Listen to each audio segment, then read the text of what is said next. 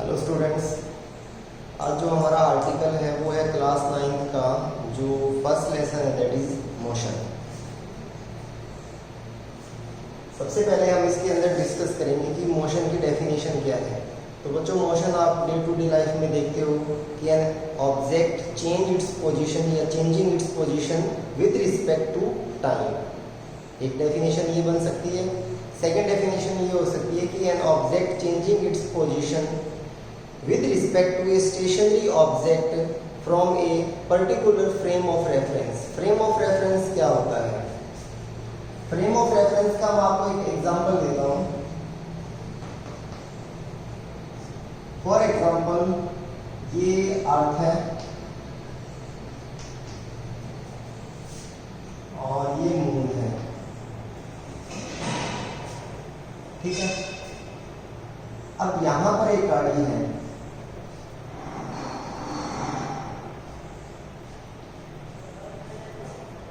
ठीक है, और यहां पर एक पर्सन है।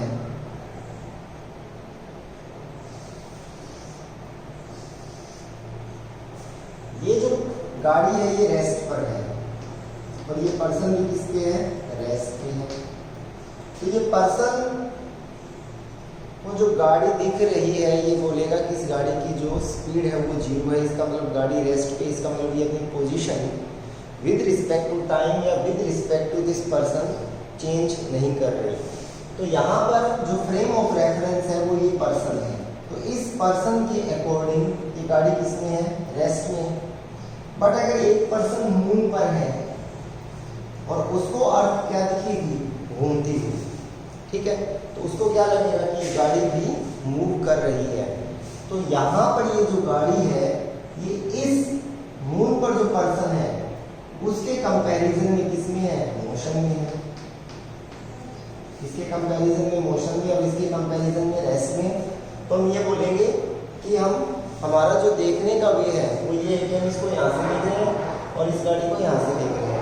तो इस पर्सन का फ्रेम ऑफ रेफरेंस ये है और इस पर्सन का फ्रेम ऑफ रेफरेंस ये है। फ्रेम ऑफ रेफरेंस का मतलब होता है किसी पर्टिकुलर ऑब्जेक्ट की position with respect to X coordinate, Y coordinate and Z coordinate from an origin. कि आप ओरिजिन किसको लेते हो तो ये डिटेल में क्लास 11th में आता है, हम ज़्यादा इसमें डिस्कस नहीं करेंगे, ठीक है।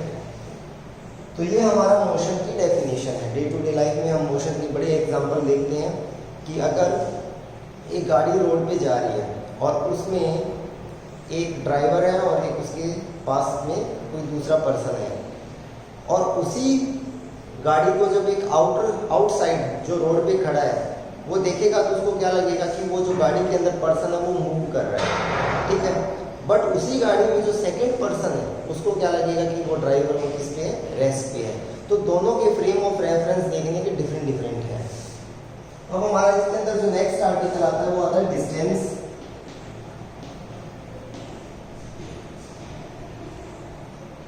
और इधर आएगा आपका डिस्प्लेसमेंट।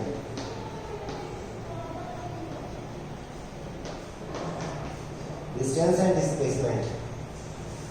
डिस्टेंस एंड डिस्प्लेसमेंट में सबसे पहले इसको भी आप एक एग्जांपल की हेल्प से देखिए। जैसे ये हमारा स्कूल है, स्कूल से ये हमारा घर है, घर से हम पहले इधर जाते हैं स्ट्रेट, फिर ऐसे जाते हैं, फिर ऐसे जाते हैं, फिर ऐसे जाते हैं और फाइनली ऐसे जाते हैं, ठीक है, और यहाँ पहुँच जाते हैं। बीच में कोई बिल्डिंग वगैरह है जो भी है, तो ये हम यहाँ स्कूल पहुँचते हैं। तो मैं 10 इधर, 10 इधर, 5 इधर, 10 इधर, 20 इधर एंड 10 इधर। तो मैंने टोटल कितना मूव किया? 10, 20, 30, 40, 65। टोटल में कितना चला? 65। तो ये जो 65 है ये डिस्टेंस है, ठीक है। अब डिस्प्लेसमेंट में क्या होगा? अगर आप डायरेक्ट होम से स्कूल चले जाओ, आपके घर से स्कूल की एक लाइन बनेगी, अगर वो लाइन बन सकती है तो वो डिस्प्लेसमेंट है। अगर उस लाइन के बीच में रोड आ रही है, बिल्डिंग आ रही है और कुछ आ रहा है, रेलवे लाइन आ रही है, तब आपको घूम के जाना पड़ेगा। तो वो जो घूम के जाते हो that is called distance, and जो डायरेक्ट जाते हो उसको हम बोलेंगे displacement. Distance is a scalar quantity but displacement is a vector quantity. Scalar quantity वो क्वांटिटीज होती है जिनका सिर्फ मैग्नीट्यूड होता है, there is no specified direction. Magnitude का मतलब क्या है? मैग्नीट्यूड का मतलब ये क्या है कि जैसे मेरा वेट 70 kg है तो 70 इज मैग्नीट्यूड। यहाँ से फतेहाबाद 20 किलोमीटर है तो 20 इज मैग्नीट्यूड, ठीक है। एंड डायरेक्शन आपको पता है।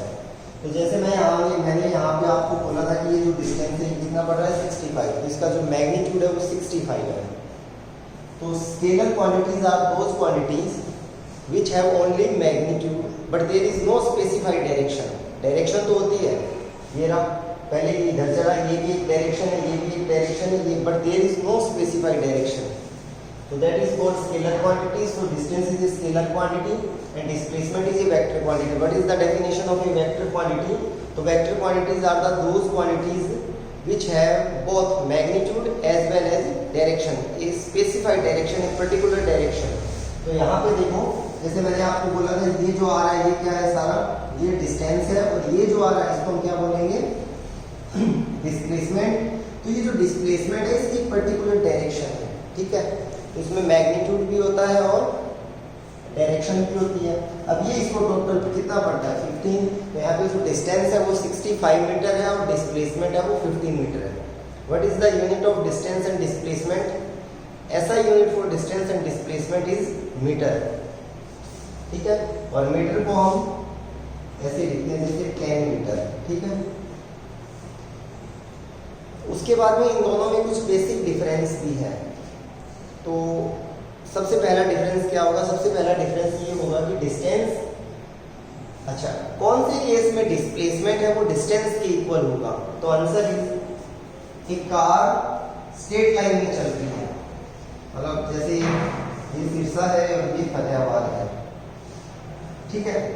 तो यही हमारा डिस्टेंस होगा और यही हमारा क्या होगा? Displacement. If an object is moving in a straight line then we say that distance is equal to displacement। और सेकंड इसका नेम क्या हो सकता है? डिस्प्लेसमेंट को मैं क्या लिख सकता हूँ? Distance in a straight line, तो वो हमारा डिस्प्लेसमेंट होता है। तो हमें यहाँ से एक चीज तो क्लियर पता चल रही है कि डिस्टेंस इज ऑलवेज ग्रेटर और इक्वल टू द डिस्प्लेसमेंट। अगर एक कार स्ट्रेट लाइन में चल रही है तो वो डिस्टेंस और वो डिस्प्लेसमेंट है, तो इस पर्टिकुलर केस में डिस्टेंस और डिस्प्लेसमेंट इक्वल है। यहाँ पे हमने देखा था कि डिस्टेंस बड़ा है और डिस्प्लेसमेंट कम है, तो या तो डिस्टेंस है वो डिस्प्लेसमेंट के इक्वल होगा या उससे बड़ा हो सकता है, ठीक है। तो फर्स्ट ये है, दोनों की ऐसा यूनिट क्या होती है? मीटर होती है। उसके बाद में डिस्प्लेसमेंट को हम कैसे डिफाइन करते हैं? The shortest path between 2 points. जैसे मैंने आपको बोला एक पॉइंट ये है होम, एक पॉइंट ये है स्कूल, तो इन दोनों के बीच में सबसे शॉर्टेस्ट पाथ यही है। तो the shortest path between 2 points is known as displacement. या सेकंड हम इसको डिफाइन कैसे कर सकते हैं? The shortest path between initial and final position. This is the initial position, this is the final position. एक सेकंड एग्जांपल देखिए, ये एक गाड़ी सर्कल में मूव कर रही है, ठीक है। ये कार ए से चलती है और वापस कहाँ जाती है? ए पर। बात समझ रहे हो? इसका रेडियस कितना है? r। तो यहाँ पर जो डिस्टेंस होगा, डिस्टेंस ये है, ये पूरा, और आपको पता है ये सर्कल की क्या होती है? सरकमफ्रेंस, और ये कितनी होती है? 2πr। तो here is the distance is 2πr। Displacement, गाड़ी ने यहाँ से स्टार्ट किया और यहीं आके खत्म किया, तो this is the initial and this is the final position. Initial और फाइनल एक ही जगह पे है, so in this case displacement is 0, ठीक है। एक और केस आप देख सकते हो, मैंने आपको बोला ये गाड़ी यहाँ तक, बस ए से चलती है गाड़ी और कहाँ तक आती है? बी तक। Find out distance and displacement. इससे पहले थोड़ा एक इजी और ले लेते हैं। जैसे मैंने आपको बोला ये this is A half circle, गाड़ी ए से कहाँ आ रही है? बी पे। आपको पता है ये सेंटर है तो ये रेडियस है, तो ये क्या होगा? रेडियस। तो इस पर्टिकुलर केस में what is the distance and displacement? तो this is the distance complete क्या होता है 2 पाई आर, तो हाफ क्या होगा पाई आर। तो here distance is pi r and displacement is diameter. This is initial and this is final and diameter is 2r। और इस केस में क्या होगा, आंसर है इस केस में अगर ये तो हमारा होगा डिस्प्लेसमेंट ए से बी, ठीक है, और ये जो यहाँ से यहाँ गया है ये हमारा क्या होगा डिस्टेंस। इसको निकालना बड़ा आसान है, ठीक है, तो ये आप खुद ट्राई करना। तो ये है डिस्टेंस और डिस्प्लेसमेंट। तो distance remain always positive, distance हमेशा पॉजिटिव होगा, ना ही डिस्टेंस कभी जीरो होगा, ना ही डिस्टेंस कभी नेगेटिव होगा। जैसे मैंने आपको बोला ये पर्सन घर से ऐसे जाके कहाँ पहुँचता है स्कूल में, और अब मैंने बोला ये वापस कहाँ जाता है घर पे। इसको इसने देखा कि स्कूल बंद है तो ये वापस कहाँ पहुँचा घर पे। तो इस पर्टिकुलर केस में डिस्टेंस क्या होगा, तो आंसर है 10 + 10 + 5 + 10 + 20 + 10 + 15 लगभग 80, और डिस्प्लेसमेंट क्या होगा 0। तो डिस्टेंस ऑलवेज एडिट, डिस्टेंस ना ही कभी जीरो हो सकता, ना ही डिस्टेंस कभी नेगेटिव हो सकता, और डिस्प्लेसमेंट है वो पॉजिटिव भी हो सकता है, नेगेटिव भी हो सकता है और जीरो भी हो सकता है। जैसे ये गाड़ी इधर जा रही है तो डिस्प्लेसमेंट पॉजिटिव है, यहाँ पे डिस्प्लेसमेंट क्या था जीरो था। नेगेटिव का क्या केस हो सकता है, नेगेटिव का ये हो सकता है जैसे ये गाड़ी ने इधर गई तो this is the initial position, this is the final, तो this is the positive displacement. But ये गाड़ी इधर जाके वापस इधर आ जाती है, दिस इज द इनिशियल और दिस इज द फाइनल, तो ये जो आएगा वो कैसा आएगा नेगेटिव। तो ये हमारे बेसिक डिफरेंस है between distance and displacement. Next जो हमारा आर्टिकल है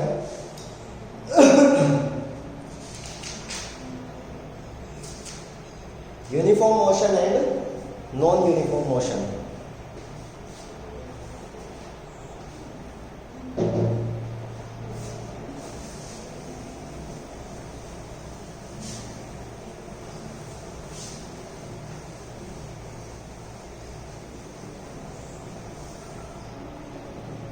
यूनिफॉर्म मोशन का मीनिंग होता है equal distance in equal interval of time. Uniform motion भी आप बोल सकते हो या यूनिफॉर्म स्पीड, एक ही चीज़ है, मोशन और स्पीड एक ही चीज़ है, ठीक है।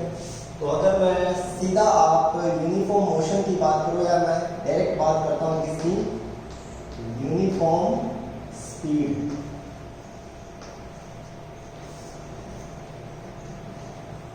यूनिफॉर्म स्पीड, स्पीड क्या होता है, तो आंसर है स्पीड होता है डिस्टेंस डिवाइड बाय टाइम। जैसे सिंपल अगर मैं यहाँ पे लिखता हूँ स्पीड,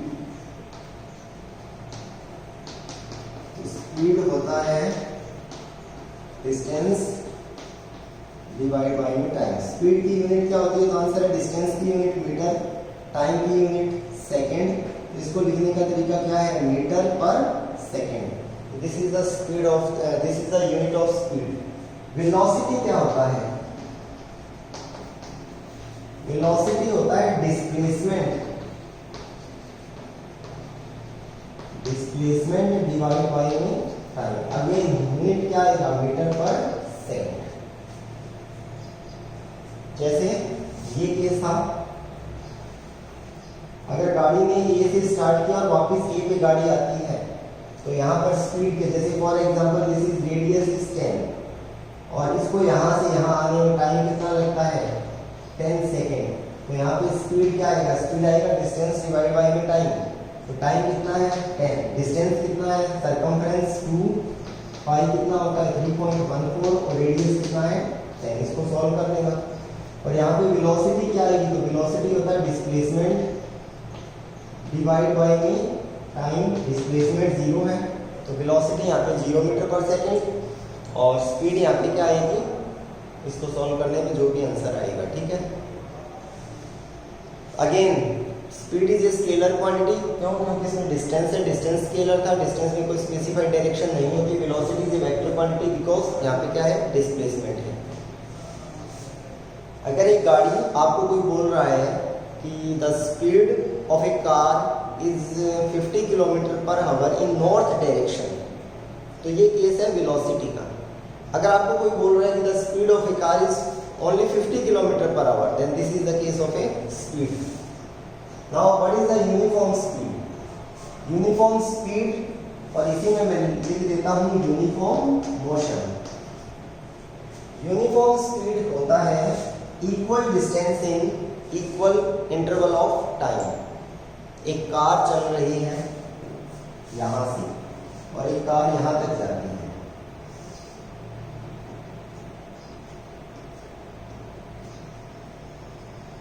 0, फिर डिस्टेंस 100 मीटर, फिर 200, फिर 300, फिर 400, फिर 500। टाइम कितना लगता है? आंसर है इसको यहाँ से यहाँ जाने में भी 10 सेकेंड, यहाँ से यहाँ जाने में भी 10 सेकेंड, यहाँ से यहाँ जाने में भी 10 सेकेंड, यहाँ से यहाँ जाने में भी 10 सेकेंड। ठीक है, तो इक्वल डिस्टेंस 100 मीटर कितने में चला? 10 सेकेंड में, फिर नेक्स्ट 100 10 में, फिर नेक्स्ट 100 10 में, फिर नेक्स्ट 100 10 में। तो यूनिफॉर्म स्पीड होता है equal distance in equal interval of time. तो this is the case of a uniform speed. एक हम छत पे खड़े हैं और ये हमारा फ्लोर है। हमने यहाँ से बोल्ट ऐसे नीचे डाल दिया, बॉल को यहाँ से छोड़ा। आप क्या देखोगे कि बॉल यहाँ से यहाँ तक एक कांस्टेंट स्पीड से जाएगी या स्पीड इसकी बढ़ती जाएगी? तो आंसर है स्पीड इसकी बढ़ती जाएगी। अगर स्पीड बढ़ती गई, यहाँ स्पीड कितनी होगी? 0, फिर आप मान लो 10, फिर 20, फिर 30, 40, 50, 60। This is a case of a non uniform motion. Non uniform motion में क्या होता है? Unequal distance in equal interval of time और equal distance in unequal interval of time. जैसे मैं आपको बोलूँ ये गाड़ी फर्स्ट 100 जा रही है 10 सेकंड में, फिर सेकंड 100 जा रही है 15 सेकंड में, फिर थर्ड 100 जा रही है 7 सेकंड में, फिर फोर्थ 100 जा रही है 5 सेकंड में, और फिर जो लास्ट वाला है वो जा रही है 30 सेकंड में। तो this is a case of a non uniform speed या मोशन। तो इसी में हमारा सेकंड हो जाता है कौन सा? Non uniform speed. ठीक है, अब हम बात करते हैं इन दोनों के ग्राफ की। देखो बच्चों, यूनिफॉर्म स्पीड का जो ग्राफ होता है, ग्राफ होता है x और y। हमें दो कोऑर्डिनेट चाहिए ग्राफ के लिए, x और y। ये हमारा ओरिजिन है। ठीक है, इधर मैंने लिया डिस्टेंस और इधर मैंने लिया टाइम।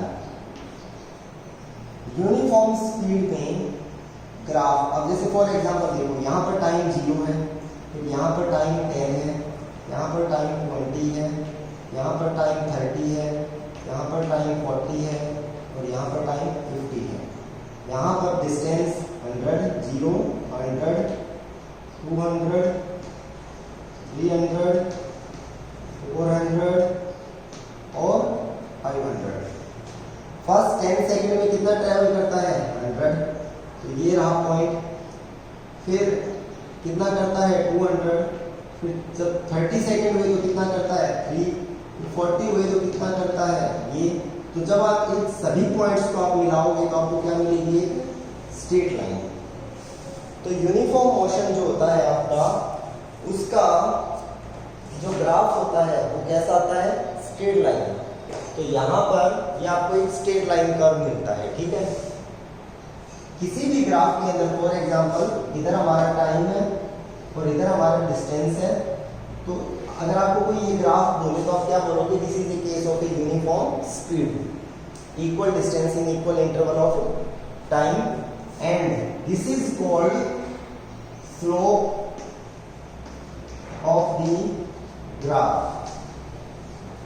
इसको हम बोलेंगे ग्राफ की स्लोप। स्लोप, ये ग्राफ की क्या है? स्लोप है। Always remember in XT graph S भी लिख सकते हो और इसको क्या लिख सकते हो? एक्स भी। तो इन एसटी ग्राफ और एक्सटी ग्राफ, ये जो स्लोप है ये हमें क्या देता है? आंसर है slope is always given speed. ये जो स्लोप है ये हमें क्या देता है? स्पीड देता है। क्लास 11th में ये निकालना आता है कि स्लोप हम कैसे निकालते हैं। तो यहाँ हम देखते हैं एंगल बनता है कितना, थीटा, और slope is always find out by tan theta. तो उतना लॉन्ग प्रोसेस में हम नहीं लेके चल रहे, अभी सिर्फ आपको याद रखना कि किसी भी ग्राफ में इसको क्या बोलते हैं, slope, S T distance by time. जैसे देखो डिस्टेंस डिवाइड बाय में टाइम क्या होता है, स्पीड। तो ये जो स्लोप है ये हमें क्या देगा, स्पीड। अब फॉर एग्जांपल देखो इधर टाइम है और इधर डिस्टेंस। यहाँ पर टाइम है 0 सेकेंड, फिर 10 सेकेंड, 20 सेकेंड, 30 सेकेंड, और ये कितना है 100, 200, 300। मैंने आपको बोला आपके पास ये दो कार है, this is car number A and this is car number B. आपको पता है this is a graph of X T, distance और टाइम का। तो इसमें दो स्लोप है, स्लोप हमें क्या देता है, एक्स टी ग्राफ के अंदर स्पीड देता है। किसकी स्लोप ज्यादा है, तो आंसर है इसकी स्लोप ज्यादा है। हम बोलेंगे the speed of the car A is speed, इसकी ए की इज ग्रेटर देन स्पीड किससे, बी से। ए की स्पीड ज्यादा और बी की स्पीड कम है, क्योंकि ए की स्लोप ज्यादा और बी की स्लोप कम है। आप देख सकते हो, देखो 10 सेकंड पे देखो, 10 सेकंड में ये कार कितना चल रही है, बी सिर्फ 50, तो इसकी स्पीड कितनी है 50 बाई में 10, 5 मीटर पर सेकंड। और ये कार कितना चल रही है, लगभग 200, तो 200 बाई में 10, इसकी स्पीड कितनी है 20 मीटर पर सेकंड। ठीक है, तो ये केस आपको अच्छे से याद रखना है।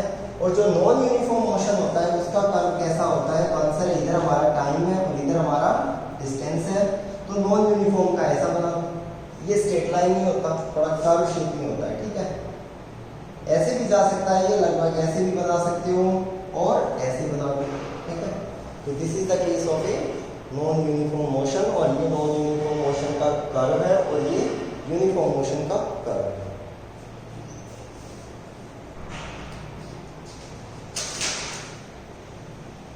नाउ स्पीड हम पढ़ चुके हैं क्या होता है, स्पीड होता है डिस्टेंस डिवाइड बाय में टाइम। वेलोसिटी हम पढ़ चुके हैं क्या होता है, डिस्प्लेसमेंट डिवाइड बाय में टाइम।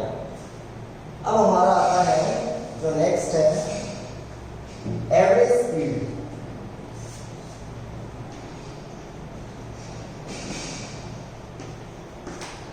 एवरेज स्पीड, जैसे आप फतेहाबाद से दिल्ली जाते हो तो आपकी जो गाड़ी है ना वो एक कांस्टेंट स्पीड पे कभी नहीं जाती। ये तो है नहीं कि जब भी आप टाइम देखोगे आपको गाड़ी हमेशा 100 किलोमीटर पर आवर की स्पीड से मिलेगी। हाँ, एक चीज़ और आप याद रखना, हमें स्पीड की यूनिट क्या बोली है, मीटर पर सेकंड। ये जो मीटर पर सेकंड है ये एसआई में, किलोमीटर पर आवर नहीं होता, मीटर पर सेकंड। ठीक है, तो हम क्या देखते हैं कि कहाँ कहीं पे ब्रेकर आता है तो हमें स्पीड कम करनी पड़ती है, ट्रैफिक आता है फिर हम स्पीड कम कर देते हैं, खाली रोड आता है तो हम गाड़ी भगा देते हैं। तो हमारी स्पीड कभी 40 भी होती है, कभी हमारी स्पीड 60 भी होती है, कभी 120 भी चली जाती है। ठीक है, और जब आप फतेहाबाद से दिल्ली पहुँचते हो तो आपने बोला कि मैं सुबह 7 बजे घर से चला था और मैं 12 बजे दिल्ली पहुँचा, तो आपको टाइम कितना लगा, 5 आवर, और डिस्टेंस कितना है, लगभग 200 किलोमीटर। तो आप क्या बोलोगे, आपकी गाड़ी की एवरेज स्पीड क्या रही होगी। तो एवरेज स्पीड कैसा होता है, एवरेज स्पीड निकालते हैं टोटल डिस्टेंस डिवाइड बाय में टोटल टाइम। टोटल डिस्टेंस कितना था 200, टोटल टाइम कितना लगा 5, तो एवरेज कितना आया 40 किलोमीटर पर आवर। इसका मतलब है कि अगर आप 40 किलोमीटर पर आवर की कांस्टेंट स्पीड से फतेहाबाद से दिल्ली जाते तो 5 घंटे में वहाँ पहुँच जाते। बट ये 40 आपकी गाड़ी की कभी नहीं रही होगी, बट वो कुछ एक सेकंड के लिए, कभी आपकी गाड़ी 40 पे भी गई, कभी आपकी गाड़ी 60 पे भी गई, कभी आपकी गाड़ी 100 पे भी गई। तो ये हमारा एवरेज निकालने का तरीका है। ठीक है, उसके बाद में ये हमारा होगा average speed is total distance divide by total time. अगर आप डायग्राम से समझना चाहते हो तो ऐसे देखो, एक आदमी यहाँ से चलता है, ये डिस्टेंस 100 मीटर है, कितना टाइम लेता है 10 सेकेंड। फिर ये आदमी इधर जाता है, ये डिस्टेंस 50 मीटर है, इसको कितना टाइम लगता है यहाँ पे 20 सेकेंड। फिर ये आदमी इधर जाता है, 100 मीटर डिस्टेंस है और टाइम कितना लगता है 30 सेकेंड। ठीक है, find out the average speed. तो टोटल डिस्टेंस बाय में टोटल टाइम, टोटल डिस्टेंस कितना है 100 plus 50 plus 100 that is 250। Time कितना लगा 30 20 50 60, 250 डिवाइड बाय में 60, this is the average speed.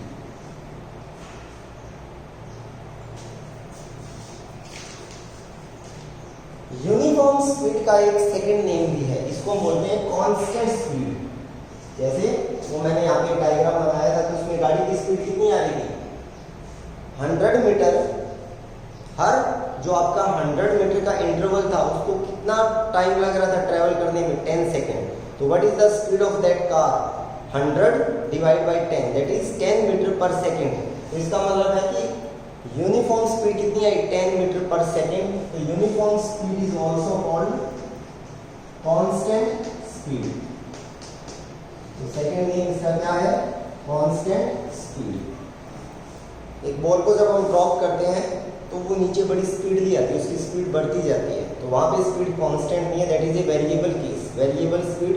और उसका सेकेंड नेम क्या होगा नॉन यूनिफॉर्म मोशन।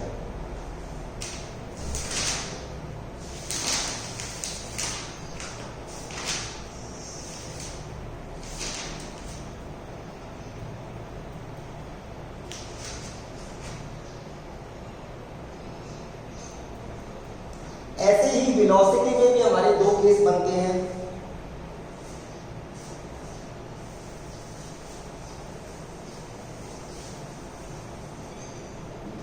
वेलोसिटी में भी हमारे दो केस बनेंगे। फर्स्ट कौन सा बनेगा यूनिफॉर्म वेलोसिटी,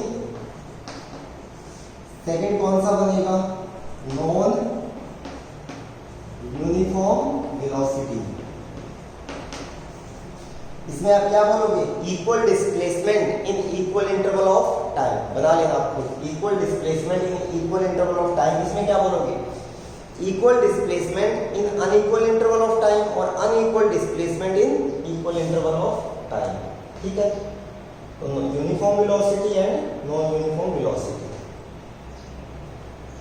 एवरेज वेलोसिटी क्या होती है next article is average velocity.